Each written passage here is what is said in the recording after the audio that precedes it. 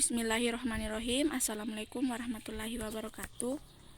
Perkenalkan, nama saya Feni Alfionita dengan NIM 181431331. Nah, tujuan pembuatan video kali ini untuk menuntaskan tugas mata kuliah media dan sumber pembelajaran. Nah, di sini saya menggunakan PPT struktur buah dan biji dari mata kuliah Botani Tumbuhan Tinggi. Nah, yang pertama, buah adalah suatu hasil dari proses akhir yang mulai dari penyerbukan atau persarian. Pada hakikatnya, buah hanya dibedakan menjadi dua jenis. Yang pertama adalah buah semu dan yang kedua adalah buah sejati. Buah merupakan struktur reproduksi tambahan pada tumbuhan Angiospermae yang di dalamnya mengandung biji. Perkembangan buah dirangsang oleh adanya polinasi dan atau fertilisasi. Buah merupakan organ tempat biji berkembang dan akan membantu proses penyebaran biji. Penyebaran dapat dilakukan dengan menggunakan bantuan air, hewan, dan mekanik.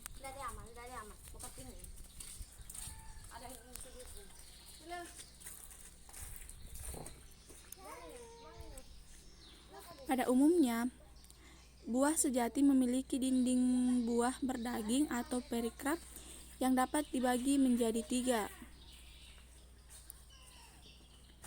yaitu esokarp atau epikarp. Bagian luar dari dinding buah umumnya ini tipis dan berkutikula.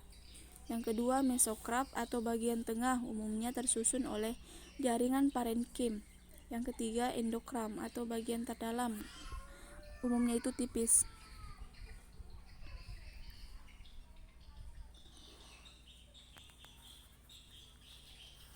Asal mula pembentukan buah, yang pertama itu ada buah sejati atau ovarium, bakal buah, dan buah semu atau ovarium dan atau bagian bunga yang lainnya.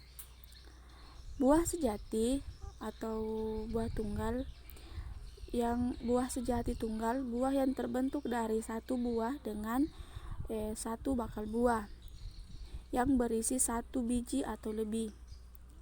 Buah dapat berisi satu biji atau lebih, contohnya mangga, pepaya. Buah sejati tunggal dibedakan menjadi buah sejati tunggal yang kering atau sitrus dan buah sejati tunggal yang berdaging atau karnos.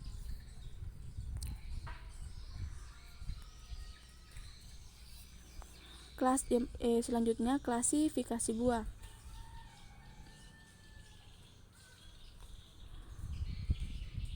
Buah tunggal berbentuk dari satu pistilum. Contohnya itu seperti tomat dan apel. Buah aregat berbentuk dari beberapa pistilum yang terpisah dalam satu bunga tunggal, contohnya itu stroberi dan raspberry. Yang ketiga, buah majemuk berbentuk dari beberapa pistilum pada perbungaan dan biasanya berbunga dengan bagian bunga atau perbungaan lainnya, contohnya itu nanas atau nangka. Deskripsi jenis buah.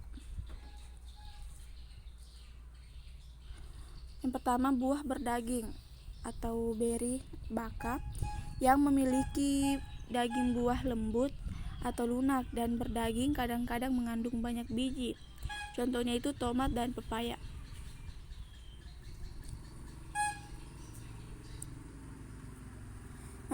Selanjutnya itu ada Hesperedium, buah baka yang terspesialisasi memiliki daging buah yang berminyak, mengandung kelenjar lisigen. Esokarp atau flavedo, epidermis luar berkutikula, beberapa lapis parenkim, subdermis padat, mengandung kelenjar minyak dan sel berkristal. Mesokarp atau albedo, parenkim dengan ruang antar sel besar atau arenkim, dan di antaranya terdapat jaringan pembuluh. Nah, yang ketiga ada endokarp. Epidermis dalam beberapa lapis parenkim yang padat, dan bagian ini dihasilkan kantung berisi cairan. Nah, yang keempat ada pepo. Pepo adalah buah baka dengan kulit daging buah tebal dan memiliki esokram, memiliki tonjolan atau pola. Contohnya itu seperti melon. Nah, yang selanjutnya adalah drupa. Buah umumnya berbiji satu, memiliki dinding buah yang berdaging di bagian luarnya dan keras di bagian dalamnya. Contohnya itu seperti alpukat, raspberry, dan plum. Nah, yang ketiga ada buah semu. Berdaging dengan bagian tengah yang memiliki struktur menyerupai tulang rawan. Contohnya itu seperti apel. Nah, selanjutnya itu buah kering.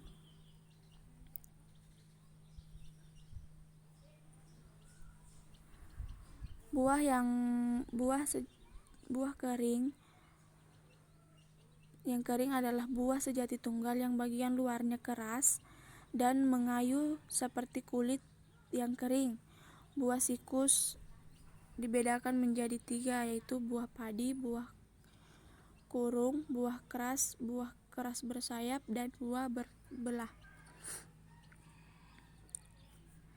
Ini ada contoh Carpicus atau crane, buah berbiji satu, dinding buah bersatu dengan kulit biji. Contohnya ada jagung dan gandum. Yang ketiga ada samara, buah berbiji satu, memiliki sayap. Yang selanjutnya ada nut, buah berbiji satu dengan dinding yang mengeras sebagian atau seluruh dinding oleh cawan atau cangkak. Buah yang memecah saat matang. Pertama ada folike, buah yang berasal dari satu karpel memecah pada alur punggung. Kedua ada buah yang berasal dari satu karpel yang memecah sepanjang alur perut. Nah, yang selanjutnya kita masuk di slide biji. Biji adalah bakal biji atau ovarium dari tumbuhan berbunga yang telah masak. Biji dapat terlindung oleh organ lain seperti buah pada Angiospermae atau Magnolepita, atau tidak pada Gymnospermae. Biji berkembang dari ovulum atau bakal biji. Nah, selanjutnya berisi embrio dan cadangan makanan atau endosperm atau perisperm. Ketiga ada dorman saat dewasa. Berdasarkan kehadiran endosperm, biji dapat dibedakan menjadi biji exalbuminium dan biji albuminous. Biji albuminous adalah biji yang hanya mengandung sedikit endosperm atau tidak ada sama sekali. Nah, sedangkan biji albuminous adalah biji yang mengandung endosperm atau perisperm. Nah, ini bagian-bagian biji. Ada eksternal atau bagian luar. Arlius, jaringan yang berkembang pada permukaan biji. Berkembang dari 1-2 integumen atau nucleus, atau ini pun terjadi kadang-kadang. Lapisan testa. Cercotesta atau lapisan luar, sklerotesta bagian tengah tebal dan keras, endotesta lapisan terdalam, selaput tipis dan berdaging. Yang selanjutnya ada rambut atau sayap. Gispium atau rambut, sueti sayap, mikrofil pori atau lubang tempat keluarnya radikula saat perkecambahan. Helium atau tempat sisa peletakan titik temu atau funiculus dengan biji. Selanjutnya ada rape atau bagian atau tempat peletakan funiculus dengan integumen. Ini ada ya, bagian internal atau bagian dalam. Terdapat beberapa bagian, yaitu endosperm atau polipolit hasil pembuahan inti polar dan inti sperma. Yang kedua, penyimpanan cadangan makanan dan nutrisi untuk embrio. Yang kedua, pada beberapa tumbuhan dikotil, X. fabaceae endosperm menghilang saat pendewasaan embrio. Pada Nicotina, Tabicum, dan Ricinus comnius, endosperm persisten dan besar. Di sini ada pada tumbuhan monokotil, endosperm mengisi 70% biomasa biji. Ada embrio atau bakal sporofit, radikula, dan pluma. Kotiledon merupakan daun pertama atau tempat penyimpanan cadangan makanan dan organ fotosintetis pertama untuk tumbuhan.